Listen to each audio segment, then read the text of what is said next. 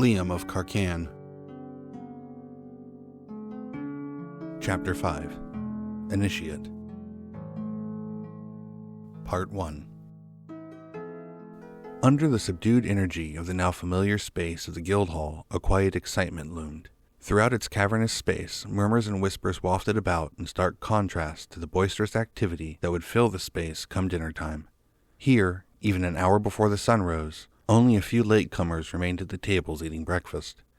The line for the morning meal remained open, but the kitchen staff were already busy cleaning their dishes before taking their morning break and worrying about the dinner rush that would come that evening.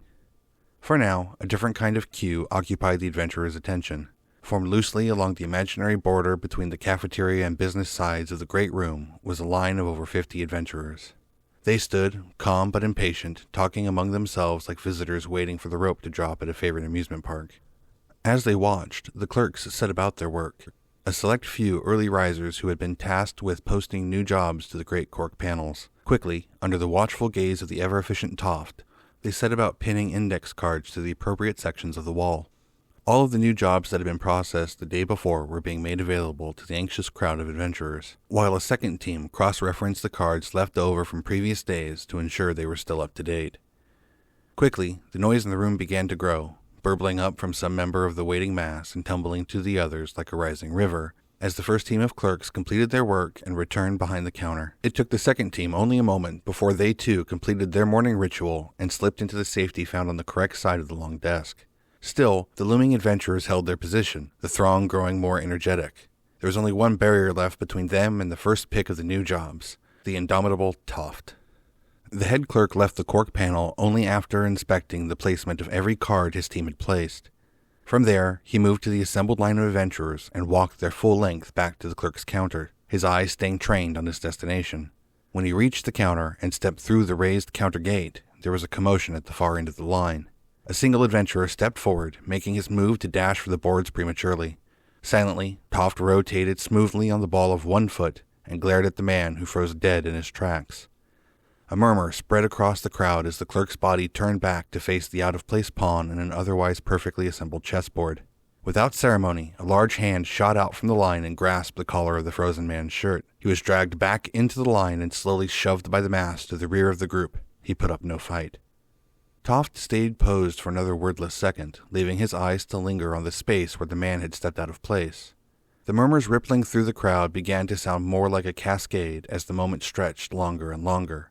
Would Toft even release them now that someone had broken his system?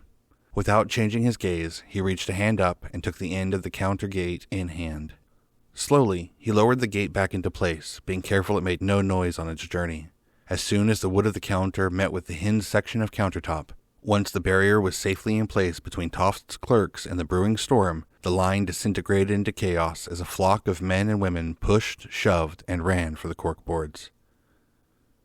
Liam watched all of this unfold from the safety of a banquet table. There he sat, eating his breakfast of eggs and porridge while enjoying a hot cup of tea. He had been warned of the chaos that would ensue after breakfast, and since he had no reason to rush, decided it would be best endured from far away. As he watched the scramble for the new job cards happening all along the far wall, he was glad of his choice. It was all supposed to be in good fun, a Stauschen tradition he had been told, but he couldn't help but see the potential for a broken nose as people pushed and shoved their way to the boards. Already, some had selected cards and were fighting their way free to reach the clerk's counter and claim their work. "Good morning," a friendly voice floated down from over Liam's shoulder. Turning his attention up to the second-floor landing, he spotted Norrie making his way to the stairs at the end of the room. "Morning." Liam held his reply until the two were on the same floor. "Did I miss out on the morning rush?" Norrie took a mug from the table at the end of the cafeteria line and helped himself to some tea. "I think we both did," Liam replied as he finished off his bowl of porridge. "I'm fine with that." Norrie posted 1 foot on the bench across from Liam and looked to the crowd. "It's an odd way of doing things." "It's not done this way at other halls?" Liam turned his attention back to the group at the boards as well. Already the clamor was dying out as some adventurers made their way to stand in line at the clerks' desks, and others moved to the private booths to talk contracts and other business. "Not in my experience." Norrie sipped his tea. "The jobs are usually posted as they are completed throughout the day. No need for all this. I've been told Toft designed all of this fuss." "Really? That doesn't sound like him." The story goes that having a handful of clerks spend 10 minutes in the morning to post all the jobs at once saves them a day's wage on a single clerk posting the jobs throughout the day. That does sound like Toft. Liam set his spoon in his empty porridge bowl, never taking his eyes off the far end of the room. But why the theatrics? Why not just let people walk up to the boards as the jobs are posted? According to Sidsel, you missed a hell of a time last night, by the way. We set Court and Sidsel off in style. A clerk was injured during a tussle between a couple of adventurers. The next day, Toft made everyone line up like that. It's why he's always the last one behind the counter. Toft can be self-sacrificing? Liam turned his attention back to what was left of his breakfast. Norrie shrugged before continuing. To be honest, it was all pretty off-putting when I first arrived here. Yeah? Yeah, I'd worked in a couple of other halls before arriving in Stawson. This place is different. How so? Well, there's no one avenging slights against family members in the meal lines for starters. And aside from the morning rush, the food here is good. Not that it's horrible at all the other halls. Here it's just better. The clerks are more sociable. Most other halls, the counter also acts as a kind of social divide, as well as a practical one. I think that's Petter's influence. Norrie used the rim of his mug to rub the corner of his eye before taking another drink of tea. It's hard to put my finger on it. The locals are just very welcoming, and the feel in the hall reflects that. Coming back here feels like coming home, even if you're not from here. How long has it been since you were back in Mandrote? Liam found himself curious about his friend's home. He'd heard facts about the Southwest Dukedom, but very little about what it was actually like there. Coming up on a couple years. Norrie kept his attention on the corkboard as he spoke. But I've only been in Stawson a few months. Partnered up with Audel for a late caravan over the pass at the end of last season and wound up snowed in at a hall in Usnia. We spent a week trudging through the snow to come through the gap after it had closed. I just kind of stuck around after that. We've been partnering up on and off ever since. Do you miss it? The snow? No, Liam brushed him off. Mandrote. Of course. Norrie lowered his foot back to the floor and turned toward Liam. Stawson is welcoming and all, but Saradar is home. I'll make my way back one of these days, but for now, letters from my family always manage to find me. Must be nice. Liam plastered a smile on and looked down at his empty breakfast. He couldn't help but wonder about what his own family was doing. It had been weeks since he disappeared. Were they still looking for him? Had his sister bothered to come from graduate school in New York or just phone in her concern like always? Had they looked at all? I'm sure you have one. Norrie's concerned tone cut through Liam's chain of thought. What? A home. A family. Norrie caught the false in Liam's smile. I'm sure they are out there wondering what happened to you. Give it time and you'll remember. In some ways, Liam thought after excusing himself to turn in his dishes from breakfast, it would be better if the amnesia were real. So the sigils along the top of the board are all of the ranks, Norrie explained, his cup of tea still in his hand. You can take a job from any board so long as it's your rank or lower. The two adventurers moved to the jobs board as soon as the rush died down. With the proficiency of the clerks behind the counters, it didn't take long for them to clear away the rabble that had stormed the wall not long before. What determines the rank of a job? Liam had technically taken a class on the bylaws of the guild during his exams. Its lesson had been less about the practical parts of guild life and more about the intricacies of its bureaucracy. Safety, mostly. Norrie walked toward the near-vacant platinum board at the end of the wall. These are the toughest, most dangerous jobs the guild has to offer right now. Large-scale monster exterminations in Odrai, mercenaries for hire in Oswell, a hobgoblin horde in Rotispinion. Only platinum adventurers are allowed to handle these. And there's only 8 platinums in the guild spread across all of its member nations. This is the kind of stuff kings send companies of troops to deal with. There are people that powerful in the guild? Liam asked, unable to hide the awe in his voice. Yes, but as I said, only a few. Norrie turned to the gold rank board next.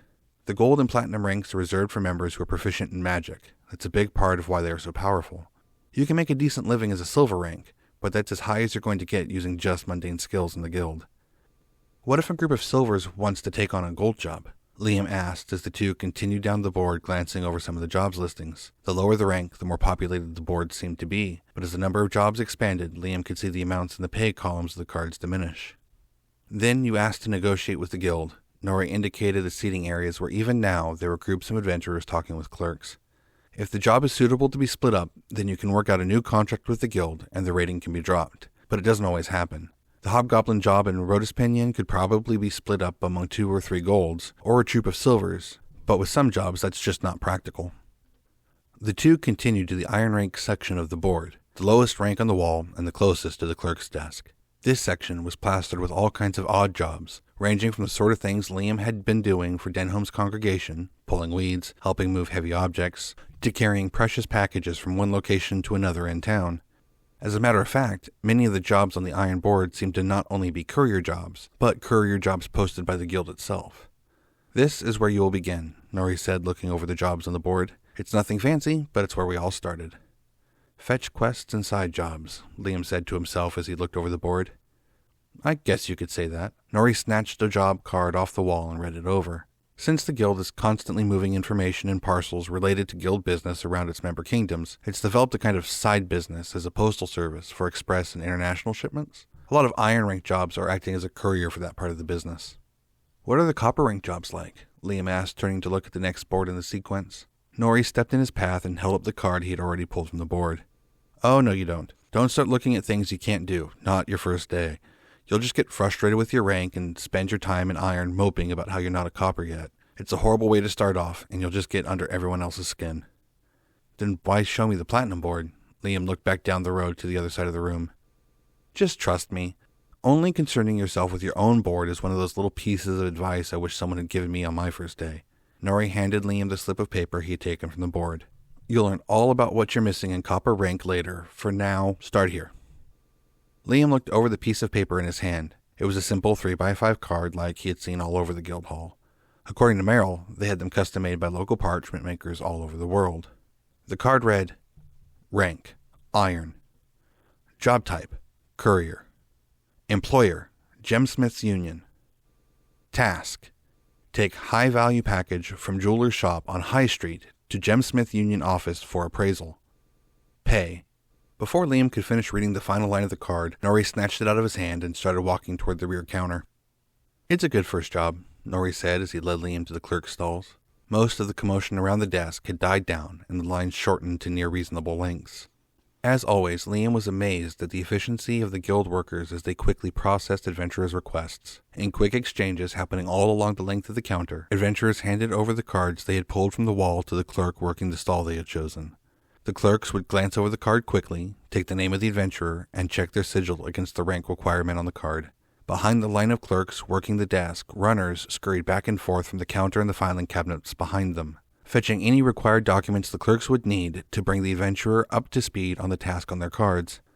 Stalking back and forth between the line of clerks and filing cabinets was Toft, stepping in to help a runner here, answering a question for an adventurer there. His usual bland persona was painted over with the mask of efficient intensity. It was plain as day that this kind of high-speed administrative work was what the strange man lived for. It was the closest to human Liam had yet to see him. After only a few minutes of waiting in line, it was their turn to approach the counter. "Good morning, Norrie." A middle-aged man wearing the typical sage-green shirt and brown pants that distinguished the guild clerks from the rest of the world greeted them. "Morning, Elrin." Norrie returned the greeting and handed the clerk the job card. "This is for Liam here. It's his first job." "All right, then. I'll need your name and to see your sigil, please," the man said, reading over the card. Before Liam could answer, the clerk had turned back to a runner and requested a file from the cabinets. "Liam," he answered, reaching to his chest and lifting the already visible iron sigil up for the man to see. Elrin wrote Liam's first name on the card and looked up for the rest of it. Liam shrugged. "Just Liam." The clerk glanced at Norrie, who shrugged as well and gave a small nod. "We're your home hall?" Elrin asked instead. "I guess so, yes." Liam nodded and Elrin scribbled something after his name on the card. "All right," the clerk turned to Norrie. "I'll need to see your sigil as well." "You know me," Norrie scoffed and pulled the lightweight vest he was wearing over his tunic to reveal a brooch crafted from silver in the shape of the guild's logo. "I might know you, but the boy here has to learn to do things correctly." Elrin chastised Norrie for his nonchalant attitude toward guild proceedings. As he did so, the runner returned with the file and set it on the desk in front of the clerk. Without waiting for any recognition, the runner was off again to another clerk to pull another file. "You'll need to take this." Elrin reached into the plain paper folder in front of him and pulled another 3x5 card, and presented it to the jeweler on High Street. "He will not turn the package over to you without it. From there, you are to take the package to the Jewelers Guild and turn it over. The card requires 2 signatures to be finalized, the customer shipping the package and the person receiving it at the Gemsmiths Union. Once that is completed, bring the signed card back here for a clerk to process. Got it?" "Simple enough." Liam took the card and placed it into an extra pouch affixed to his belt. "As an initiate, you are required to take a higher-ranked adventurer with you on all of your jobs. That adventurer will be paid half of your earnings for the job they observe.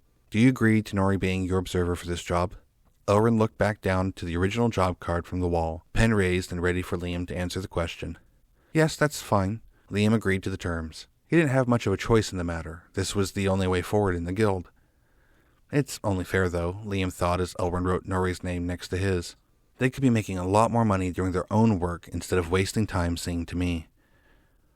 Elrond finished processing the card by signing his name under that of the adventurers taking the job. The card was placed into a basket already half full with others needing additional processing. Good luck on your first job, Elrond said with a polite smile before looking past them to the next adventurer in line. Norrie grabbed Liam's shoulder and guided him away from the desk and toward the banquet tables. So now we head to the jeweler's? Liam asked, walking with Norrie toward the front door. Not quite. It's still pretty early. Chances are the jeweler's won't be open for a few hours yet. If there was no rush to get this card, and we can't even start the job until the rest of the businesses in town start opening up, why did we meet so early?